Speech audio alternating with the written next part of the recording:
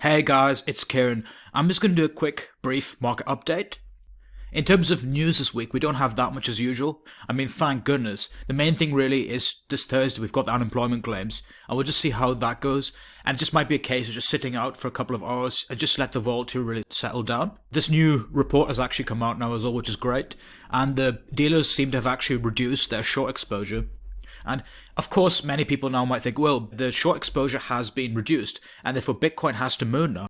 But remember, these are institutional grade traders, so naturally, the style of trading is to maintain long and short exposure, and so they just might be trimming off some positions, right? And of course, they generally sometimes tend to operate from a medium, long-term point of view, right? And so it's just taking that into context as well, right? But of course, this is something that's noticeable as well, because in February, there's huge amount of shorting pressure, but now the net shorts have somewhat seemed to have decreased.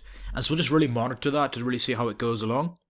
Something crazy today as well, I'm sure a lot of you are aware of this right now, but it's saying the JP Morgan says Fed loans will provide $2 trillion of liquidity. I mean, my goodness, it just seems like 10 steps forward and then 6 steps backwards, right? And you do kind of wonder, how is this really going to really solve the inflation issue? And perhaps this could really make things worse for the future, right?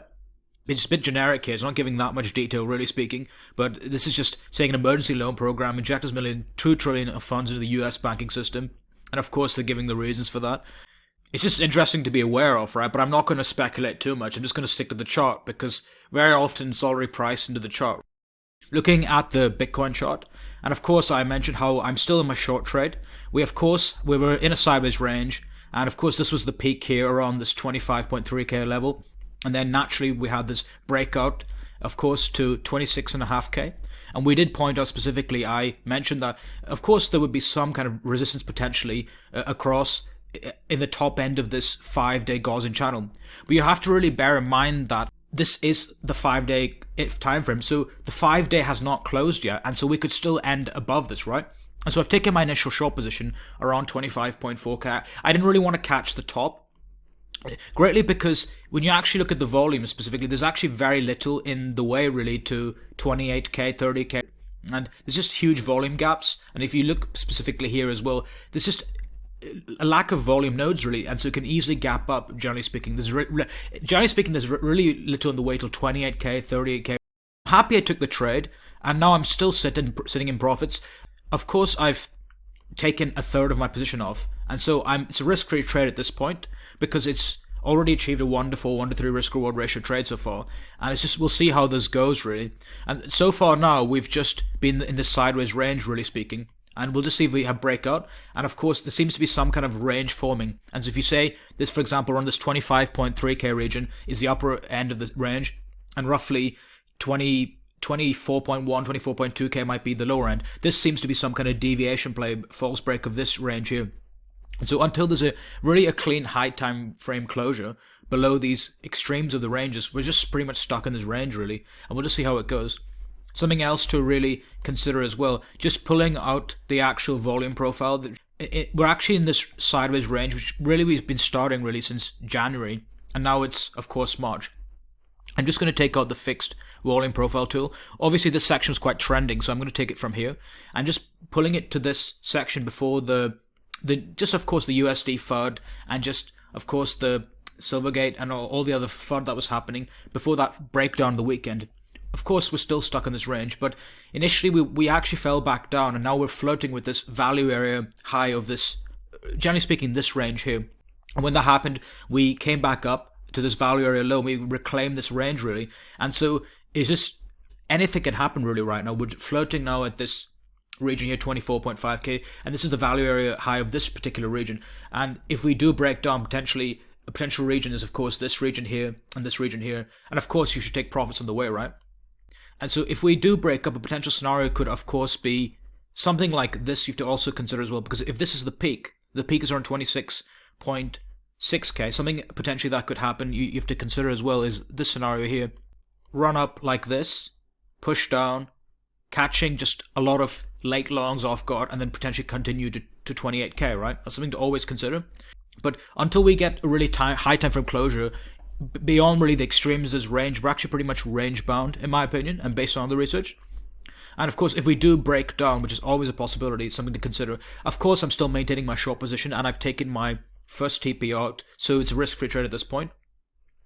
Then, really speaking, there's really little structure really until this order block around here, around 24.5, 24.8k. So that's something to consider as well. And overall, generally speaking, there's really little here as well. So many fair value gaps, imbalances, single prints, and so it's just something to really consider here. There's really little structure as well. And so if you end up being in a position, of course, it's nice to lock in that first 1 or 2 profits and just really maintain that position. Looking at another section of volume I want to really draw it out is from this range here, from 15th of February to 23rd of February roughly. So looking at this section here, I'm just going to draw it to here. And then we broke down. And so if you draw it from this range, we still actually seem to have a mini rejection of this 25k value area high of this particular range.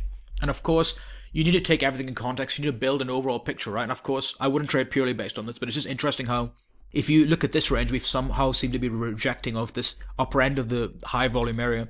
And so the question is now, do we go back down again to this value low? And what's interesting is that I believe that sometimes volume is kind of king, because sometimes when we have this dump here, we push back up to this value area high, and then we push back down to this value area low, and we just reject it off that.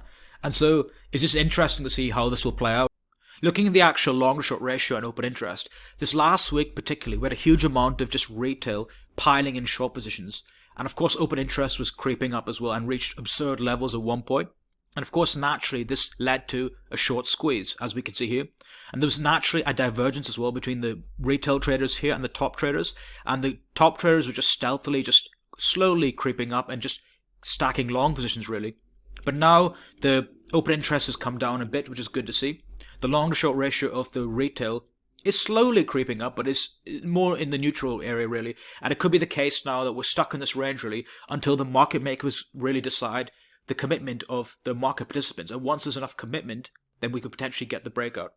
But I think the main thing right now is that even if you've got the short from 26k, 25k, 0.3k, or if you've caught the longs from 24.1k, it's important not to be too bearish or too bullish, right? Because anything can really happen. So that's all I have to talk about today in this brief market update.